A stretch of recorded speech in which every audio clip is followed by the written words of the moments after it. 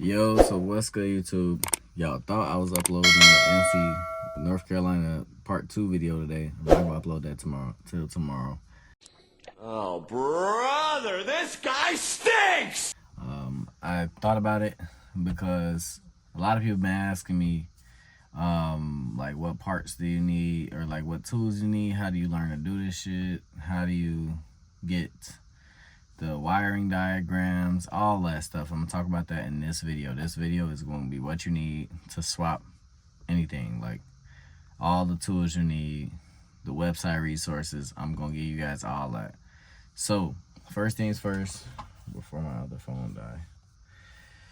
So for tools, really, you really gonna need to buy a whole toolbox if you don't have one, a whole tool set, but at least one of everything, and then one of everything in a deep socket. So, and you're gonna need a swivel. So you're gonna need a 7mm. That's gonna be for like the small dash bolts on the dash. There's 2 of them up there. There's gonna be a lot in the middle console area. It's gonna need a lot that for a lot. The glove box bolts are also 7mm or Phillips.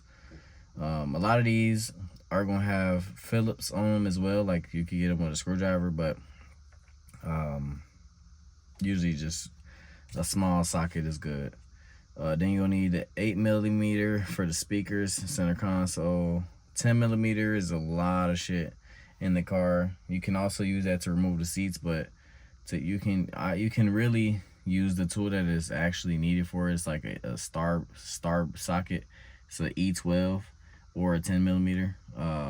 Just how you guys seen in the Challenger video, me taking the seats out of the Challenger, I got one of those stripped because I was using the 10mm. Then when I used the E12 bit, it came right out.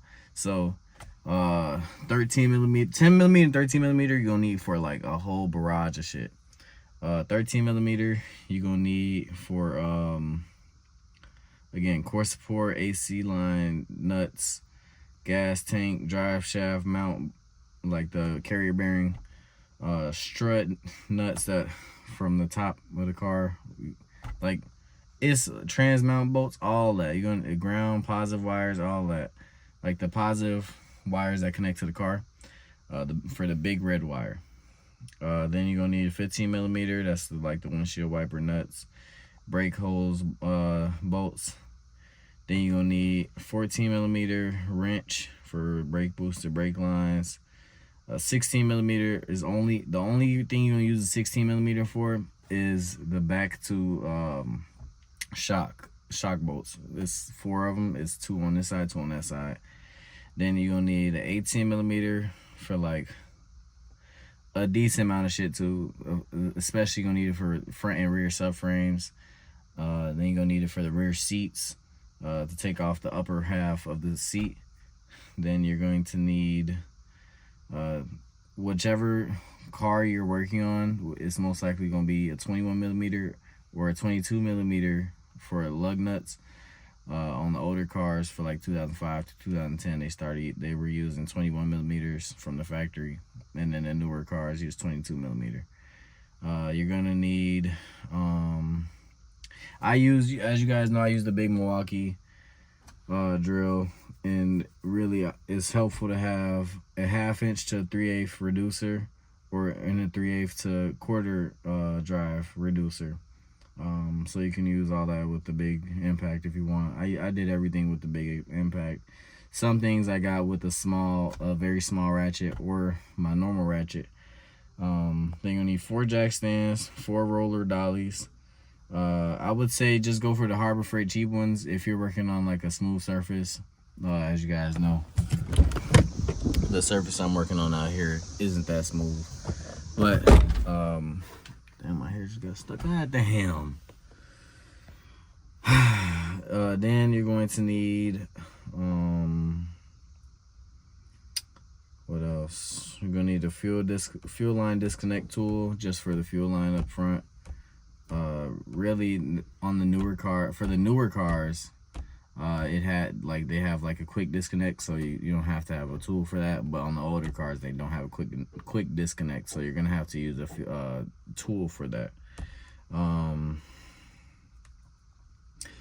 One low profile jack, a Daytona jack or even a small jack, I would recommend just getting just one full size low profile jack though, which is a Daytona jack. Maybe two, maybe one big full size and then one small. Then you really need a trim pop tool. I use a snap-on one. Don't use a plastic one because that's not gonna get you far. You're gonna need that for like so much shit, especially when you're stripping a newer car. Hose clamp removal tool or some pliers, hammer, and then of course some safety glasses and gloves. Now, as y'all seen from the North Carolina video, my car, I got the airbag in, but it's still not done. Like I got so much shit. I'm not done with my car. Hold on, y'all. All right, now then on top of that, what y'all gonna need as far as for like, if you swapping this into an older car like 2005 to 2007, you're gonna need a step bit, like a step drill bit, a really good one, so you can get the brake booster to mount properly. And then a lot of the stuff that are on the newer cars, such as like the active suspension sensors that go along each wall on the car, you're gonna have to make custom mounts for that because they won't be able to mount properly on these older cars. Now, seat belts, I got these to work for right now.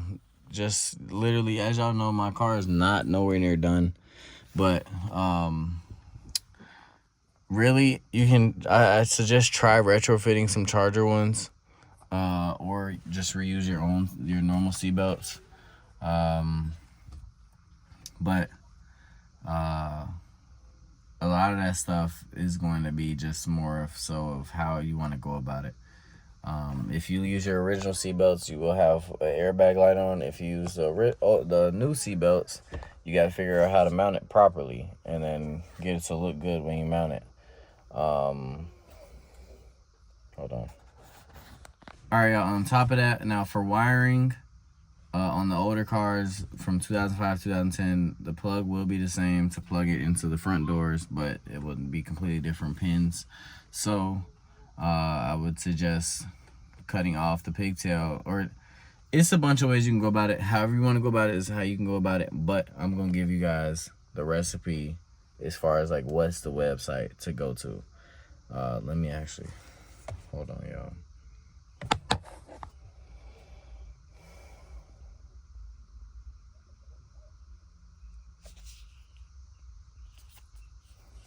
Now, this website right here is literally the website that's going to be your best friend. If y'all can see that. That's going to be your best friend. This website has literally every single wire diagram for any Mopar. Like from, it don't matter what year your car is that you're swapping into. And it don't matter what year the new car is. Your car will be on there. And if you don't see the 2023 models, I don't think those are updated on there yet. I didn't check. Some stuff is on there, but it's literally the same shit. It's an older year with, as far as if it's, as long as it's a 2020 and up car, you can use that. The website is called Connector Repair Kit. I'm gonna correct Connector Repair Kit.mopar.com. I'm gonna put it up on the screen so y'all can see for yourself, and then I'm putting in the description as well. Yeah, that website will be your best friend as far as headlights, taillights, and everything. Now, as far as for the older cars, you have to use an aftermarket taillight.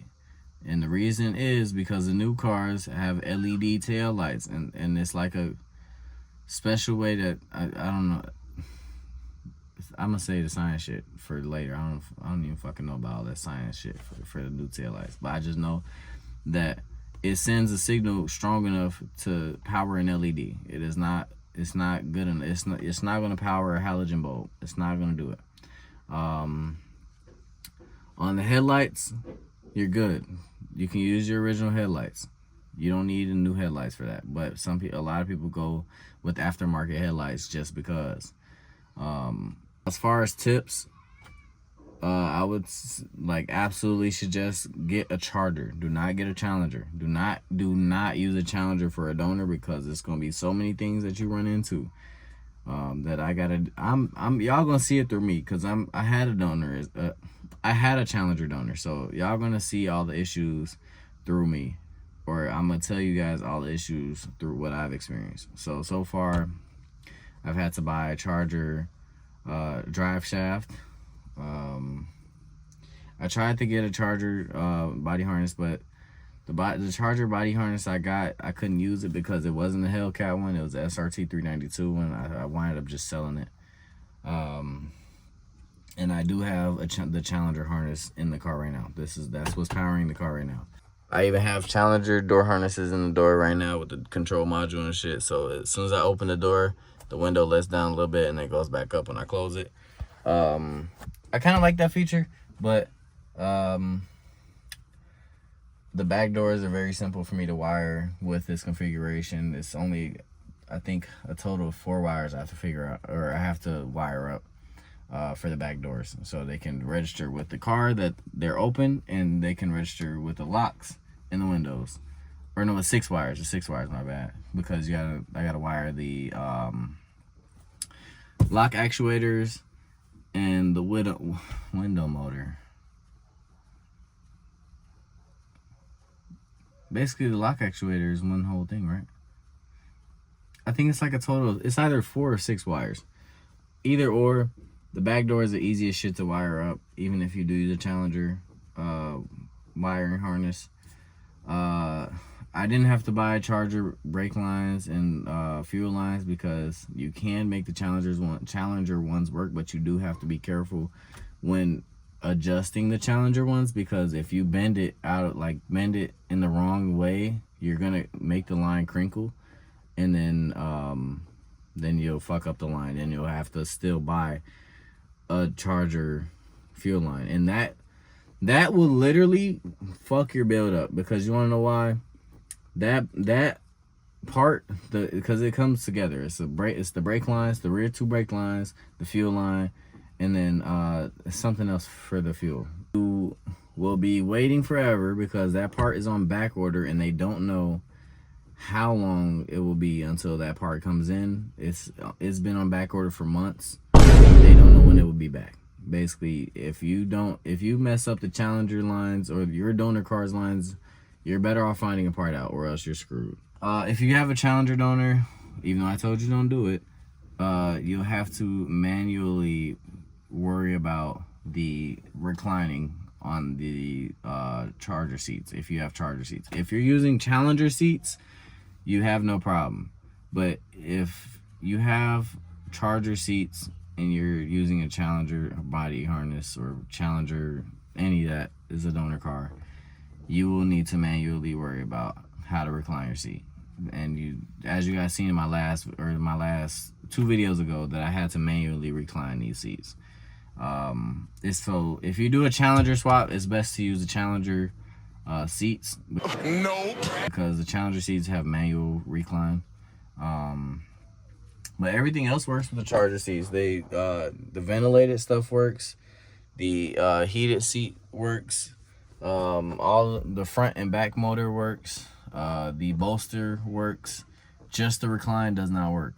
It registers in the car like it's in a regular seat. Everything works, but the recline. So also on if you have a Challenger donor, again, if you have a Challenger donor, your windshield wiper, you will not be able to use the windshield wipers off the new car. You can, but you'll have to change the blades, because the Challenger blades are both 22 inches. On the Charger and 300, they are 24 inches on the driver's side and 21 inches on the passenger side. I'll show you guys what I mean by that in a second, as far as why you're not supposed to use a Challenger windshield wipers. Really, just a Challenger in general, it's good for certain parts, but it's mainly more of a headache. For me, it wasn't a headache. I didn't really care, but it's more of a headache than it is a help to use it for a swap. On the new swap cars, everything is bolt and play. Everything is plug and play. Every single fucking thing, except for you gotta wire the headlights and taillights. That's literally it. Like, when I tell you guys that's literally it, I mean that's literally it. So, if we have any other questions for me, man, just leave a comment. Let me know what I did not cover. North Carolina video dropping tomorrow, man, and I'll catch you guys in the next video. Also, if you want to see more content on the jailbreak or on this 300, Chevy just uploaded a video, and I'm towards like the middle to the end of the video with the Hellcat swap. As you guys seen, y'all will see this in a few other YouTubers videos too. So I'll catch you guys in the next one.